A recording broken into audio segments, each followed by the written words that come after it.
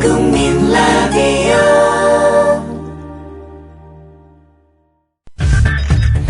이강윤의 오늘, 이제는 정가 산책으로 함께합니다. 정치권 동향 생생하게 풀어드릴 분은요. 네, 한국일보 양정대 기자. 네, 안녕하세요. 안녕하세요. 네. 하반기 국회의장단 선출을 위한 새누리당 내부 경선. 네네. 예상보다 조금 다르다고 할까요? 비주류였던 정의화 의원이 압승을 했네요. 네, 그렇습니다. 당초에는 지금 국회의장 후보로 나섰던 이 친박계 황우여 전 대표, 얼마 전까지 이제 대표였죠. 네. 황우여 전 대표하고 비주류의 정의와 현재 이제 국회 부의장이죠. 이 두 사람의 맞대결에서 사실 어느 한쪽이 일방적으로 좀 이기는 어려울 거다. 뭐 좀 박빙의 승부를 보일 거다. 이런 예상이 많았었는데요. 그러게요. 의외로 오늘 아침에 표를 까보니까 사실 보고 있던 기자들뿐만 아니고 사실 의원들도 많이 놀랐던 것 같습니다. 표정들 보니까. 예. 오늘 의원총회 이제 147명의 의원들이 참석을 했었는데요. 네. 정의화 의원이 101표, 그리고 황우여 전 대표가 46표 이렇게 얻었습니다. 그러니까 정의화 부의장이 뭐 더블 스코어 이상으로 이긴 거죠. 그러게요. 예. 그야말로 뭐 압승이라는 말 뭐 이외에는 다른 설명이 불가능한 상황인데요. 몇 가지 해석들이 굉장히 좀 설득력 있게 나오고 있습니다. 일단 무엇보다도 지금 당 내에서 이 친박 주류의 관리형 대표 체제, 네. 그동안에 황우여 전 대표가 2년 임기를 딱 꼬박 채우지 않았습니까? 예. 황우여 전 대표 뭐 이 방송 들으면 뭐 굉장히 좀 불쾌할 수도 있겠지만 사실은 원내대표 이어서 곧바로 당대표가 되는 과정에서 예. 사실은 박근혜 지금 현 대통령이 사실은 친박계에 좀 좌장 역할을 맡긴, 그러니까 관리형 대표를 맡긴 이런 것이라는 얘기가 뭐 굉장히 타다했었지 않습니까? 예. 그런 과정에 대해서 특히나 박근혜 대통령이 이제 작년에 취임하고 나서 이 청와대에 일방적으로 새누리당이 끌려다닌다. 여당이 정말 무기력하다. 이런 얘기들이 많았었는데 그러면서 사실 의원들이 좀 쌓였던 게 이 당사자인 황우여 전 대표를 통해서 이번에 좀 분출이 됐다. 이런 해석이 가장 많은 것 같습니다. 그리고 또 다른 하나의 해석은 이제 국회 선진화법 관련한 건데요. 이 부분의 해석은 좀 논란의 소지도 굉장히 있어 보이는데 이 국회 선진화법 때문에 집권 여당이 제 역할을 못했고 이것 때문에 이 국회 선진화법을 앞장서서 추진했던 황우여 전 대표에 대해서 많은 의원들이 이 반감을 표시한 거다. 뭐 이런 해석도 나오는데요. 예. 어쨌든 전반적으로 최근에 그 대구시장 경선에서 친박계 후보들이 뭐 3, 4위를 하고 이런 과정 등 이 광역단체 후보 경선에서 친박계가 아주 뭐 시쳇말로 이 죽을 쓰지 않았습니까? 거기다가 얼마 안 돼서 이번에 또 친박계가 적극적으로 직간접적으로 많이 도왔다는 황우여 전 대표가 이렇게 대패함으로써 전체적으로 좀 친박계의 아주 강고한 특처럼 여겨져 있던 이 새누리당 내부에 좀 일정한 균열이 생기는 것 아니냐 이런 해석은 가능할 것 같습니다. 예, 뭐 각 지역의 그 공천 예비 후보 당내 경선 과정을 봐도 그렇고. 네네. 황우여 개인의 인기 이것도 좀 있겠지만 어쨌거나 친박 구심력이 예상보다 강하지 않거나 별로 그런 것이 개의치 않는 분위기가 여당 내에 좀 승한 것 같아요. 네, 그렇습니다. 그렇게 보는 게 맞을 것 같습니다. 옛날에는 그랬다가는 불려가서 혼나고 막 그랬잖아요. 요즘은 혼 안 내나 봐요. 오히려 예전 같으면 그만큼 굳이 이제 좀 비유를 해서 말씀을 드리자면요. 이 주인이 이 머슴들을 내가 없으면 여기는 아무것도 못한다는 그런 자신감이 없는 경우엔 네. 말씀하셨듯이 이렇게 불러다가 막 혼내고 이러지만 네. 내가 없으면 여기는 뭐 아무것도 아니다 이런 자신감이 있으면 그래 한번 해봐 내비두고 나중에 이 인사든 아니면 다른 방식을 통해서 자신의 견해를 관철시켜내는 그런 차이가 있다 이건 이제 제 얘기가 아니고요. 예. 새누리당의 모 중진 의원이 저한테 했던 얘기입니다. 그러니까 놓아 매겨 두다가 결정적일 때는 한번 탁 땡기면은 또 쫙 된다 이거죠? 그렇죠. 그게 이제 대표적인 게 사실은 공천 관계죠. 예. 정치인들한테는. 예. 알겠습니다. 그 오늘 그래도 뭐 더블 스코어 이상의 상당히 큰 표차인데 이게 그렇죠. 예. 차기 당권 경쟁에도 무슨 모종의 표심에서 신호탄 이런 걸 읽어낼 수 있을까요? 읽어내야 읽을 수 있다 이렇게 봐야 될 것 같습니다. 읽어야 정치부 기자죠. 그런가요? 지금 뭐 아시다시피 7월 14일 날 이제 새누리당 차기 전당대회가 치러질 예정인데요. 예. 친박의 핵심이죠. 지금 마티형격이라고 하는 칠선의 서청원 의원, 그다음에 비주류, 친박 원래 친박쪽이었다가 이제 비주류가 됐죠. 지금은 김무성 의원. 예. 이 두 사람의 맞대결 구도고 여기에 이제 충청권 출신의 이인재 의원도 지금 가세해서 이렇게 전당대회 당권 경쟁이 지금 진행이 되고 있는데요. 오늘 결과를 보면 사실은 뭐 저번에도 한번 잠깐 언급은 드린 적이 있습니다만 최근에 이제 황우여 전 대표, 서청원 의원, 그다음에 얼마 전까지 원내대표를 지냈었던 최경환 의원 예. 이렇게 세 사람이 이 여의도 모처에서 두 차례 비공개 회동을 해줬었습니다. 네. 그 자리에서 이제 서로의 역할 분담에 대한 논의가 있었을 거다 이런 말씀을 드린 적이 있었는데요. 이걸 보면 오늘 황우여 전 대표가 국회의장 경선에서 사실 참패를 한 걸 보면 이른바 오더라고 해야 될까요? 예. 이 의원들 몇몇 핵심 의원들이 이 박심을 등에 업은 몇몇 핵심 의원들이 이렇게 저렇게 오더를 내리고 뭐 이렇게 구도를 짜고 이런 것들이 제대로 먹히지는 않을 것 같다. 이런 예상이 충분히 가능하고요. 네. 그 점에서 보자면 이 당권 경쟁과 관련해서는 좀 서청원 의원 쪽이 좀 더 긴장하게 됐다. 이렇게 말씀을 드릴 수 있을 것 같습니다. 알겠습니다. 정의화 의원이 이제 국회의장이 되는 건데 네네. 이 정 의원도 경남인가 어디 출신 아니에요? 그렇죠. 경남 창원 출신입니다. 창원이요? 네네. 거기 뭐 많네요, 창원에.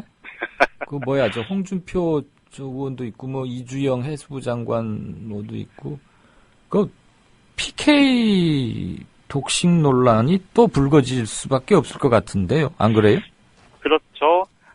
작년에 김기춘 청와대 비서실장이 이제 다시 전면에 등장을 한 이후에 예. 사실은 주요 사정기관들의 장도 지금 PK 출신들이 많다.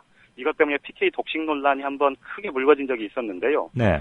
그동안에 좀 잠잠하다가 어제 사실 그 총리 후보자로 지명된 안대희 전 대법관 역시 경남 출신입니다. 그리고 지금 현재 이제 양승태 대법관도 경남 창원 출신이죠. 여기다가 이제 오늘 국회의장을 다음 주에 이제 뭐 사실상 100% 예약을 한 거죠. 이 정의화 의원도 경남 창원 출신이고 이러다 보니까 와. 이 3부 요인이 전부 다 특정 지역 출신으로 채워지게 된 겁니다. 예. 이게 이제 3부 요인이 특정 지역으로 채워진 게 뭐 이게 대통령 뭐 특정인의 의지다 뭐 이렇게 보는 건 다소 무리가 있을 수 있습니다만 네. 이 PK 독식 논란이 다시 불거지는 건 어제 박근혜 대통령이 인적 쇄신의 신호탄이라고 해서 내놓았던 그 인사안에서 네. 안대희 전 대법관을 총리 후보로 추천을 했지만 이 김기춘 청와대 비서실장은 그대로 유임시키는 이 자세가 또 다른 논란이 되고 있지 않습니까? 어제 인사의 핵심은 안대희 총리 내정이 아니라 김기춘 유임이잖아요. 그렇죠. 그렇게 보는 시각도 굉장히 많죠. 그러다 보니까 이 김기춘 비서실장의 역할 혹은 정치적인 무게 이런 것들이 도대체 어디까지 어떻게 작동을 하는 거냐, 여권 내에서 도대체 어느 정도의 무소불위의 권한을 갖고 있는 거냐, 이제 이런 해석까지 겹쳐지면서 네. 결국은 이 PK 독식 논란의 근원으로 다시 한번 김기춘 비서실장의 얘기가 비서실장의 거취 문제가 맞물리면서 지금 증폭되고 있다 이렇게 볼 수 있습니다. 예. 결국은 PK 대부인 김기춘 청와대 비서실장이 이런저런 역할들을 해서 하고 있는 것 아니냐 이제 이런 해석까지 나오는 거죠. 네. 어떤 인구 통계를 공부하는 학자께서 우리나라의 그 특정 군, 시나 뭐 도도 아니고 네네. 특정 군, 그 군은 제가 말씀 안 드리겠습니다. 그 군에서만 그렇게 공부도 잘하고 패기도 있고 정치 감각도 뛰어나고 관운도 좋은 그런 사람들이 이렇게 거기에만 몰려있는 게 자기는 너무 신기하다.